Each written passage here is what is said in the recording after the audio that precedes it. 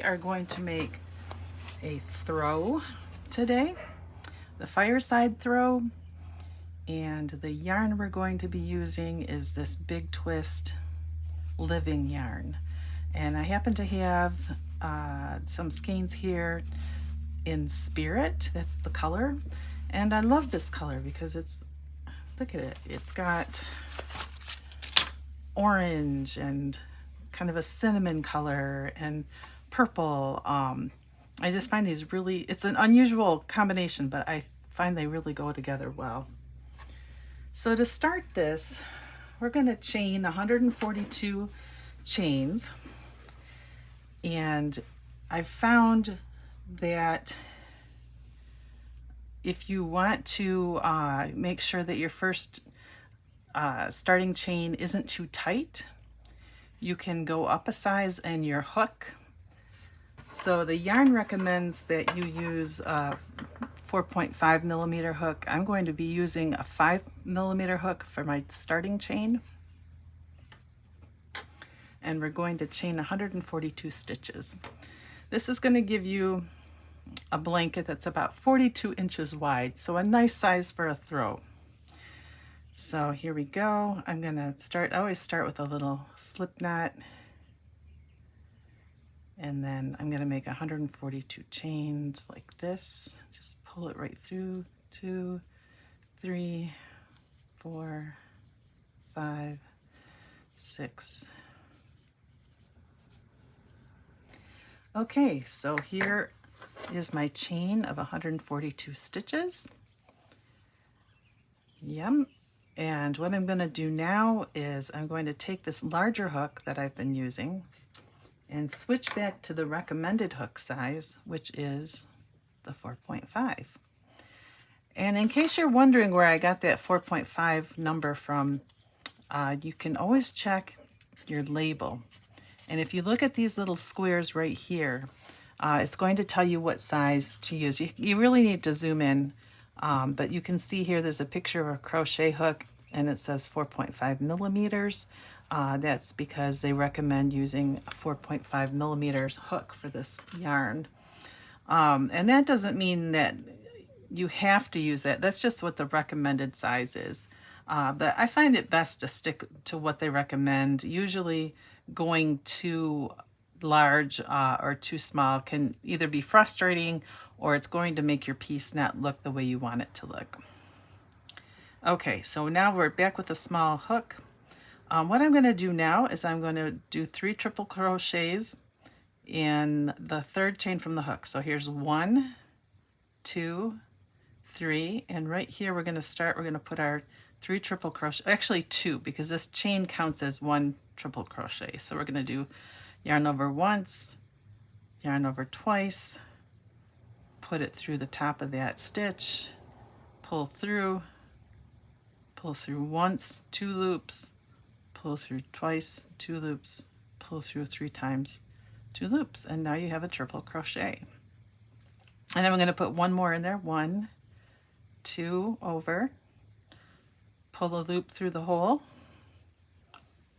1, 2, 3. Now this is what I have is the first set of 3 triple crochets that I've made, although this turning chain counts as a triple crochet. Okay, so there's the first set of 3. Now what I'm going to do is I'm just going to follow the pattern. I'm going to skip the next single crochet. You can see it right here. Or I'm sorry, skip the next chain, which you can see right here. I'm going to slip stitch in the next chain, so I'm just going to pull it through that chain and then pull that loop through the loop on my hook. And then I'm going to do another set of 3 triple crochets. I'm going to skip one, and I'm going to go to this next chain and I'm going to do 3 triple crochets, 1, 2, 3, and I'm going to do that 2 more times. 2, 2, 3, and the last time 3, 2, 3. Okay, And I'm going to show you this one more time just to make sure you've got it down. Skip this chain. You can see here's a chain right here. I'm going to go to this next chain. I'm going to just do a slip stitch, not a single crochet, but a slip stitch. And that's where you take your yarn, you yarn over, pull it through there, and then pull it through the loop on your hook. Okay. And then I'm going to do another set of triple crochets, 1, 2 over, skip this next chain, and go into this chain right here. 1, 2, 3, yarn over twice, 2, 2, 3, yarn over twice,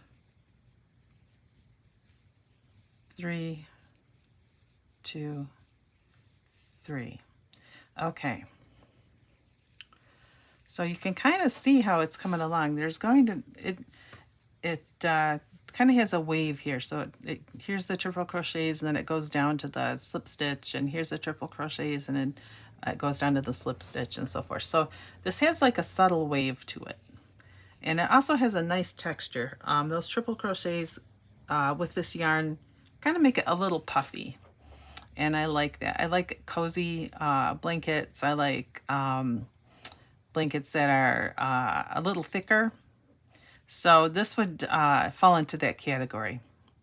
So what I'm going to do, this blanket is the same blanket after many more rows. And you can see it kind of has like this plush looking texture to it. It's very soft. This piece that I have right now is